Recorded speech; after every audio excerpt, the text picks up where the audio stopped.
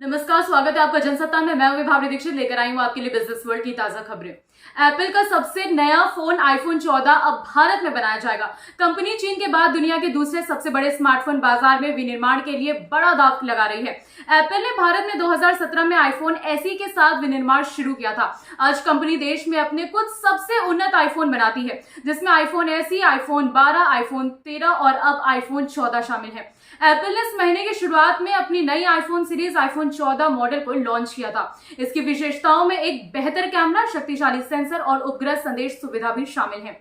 इसके 4 मॉडल्स हैं, iPhone 14 plus, pro और प्रो मैक्स। सूत्रों के मुताबिक अगले कुछ दिनों में भारत में बना आईफोन 14 स्थानीय ग्राहकों तक पहुंचना शुरू हो जाएगा। भारत में बने फोन भारतीय बाजार और निर्यात दोनों के लिए ही होंगे। इस बारे में संपर्क करने पर एप्पल ने पीटीआई भाषा को दिए एक बयान में कहा कि हम भारत में आईफोन 14 के निर्माण को लेकर उत्साहित है। उन्होंने आगे कहा कि नया आईफोन 14 नई तकनीकों और महत्वपूर्ण सुरक्षा फीचर्स के साथ पेशकश करता है। मल्टीप्लेक्स श्रृंखला का संचालन करने वाली पीवीआर सिनेमास की चालू वित्त वर्ष 2022-23 में 100 नई स्क्रीन शुरू करने की योजना है।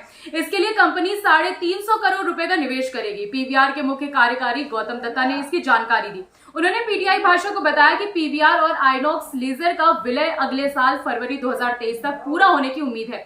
इसके बाद दोनों कंपनियां एक संयुक्त व्यवसाय के रूप में संचालित होंगी। उन्होंने इस साल अप्रैल-जून तिमाही में कंपनी के प्रदर्शन का जिक्र करते हुए कहा कि ग्राहक सिनेमा के अनुभव का आनंद लेने के लिए हॉल में वापस आ रहे हैं। इसके अलावा खाद्य और पेय पदार्थों की बिक्री भी अब बढ़ गई है, जो हमें विस्तार के लिए और आशावादी बनाती है। दत्ता ने जोर देकर कहा कि विस्तार भौगोलिक क्षेत्रों के लिहाज से संतुलित रहेगा। उन्होंने कहा कि हमारी चालू वित्त वर्ष में 350 करोड़ रुपए के निवेश से 100 स्क्रीन खोलने की योजना है। इसके अलावा अगले 2-3 सालों में भी ये रुझान जारी रहेंगे। उन्होंने आगे कहा कि करीब 60% तक नई स्क्रीन उन शहरों में होंगी जहां कंपनी पहले से ही मौजूद है, जबकि बाकी स्क्रीन दूसरी जगह में खुलेंगी।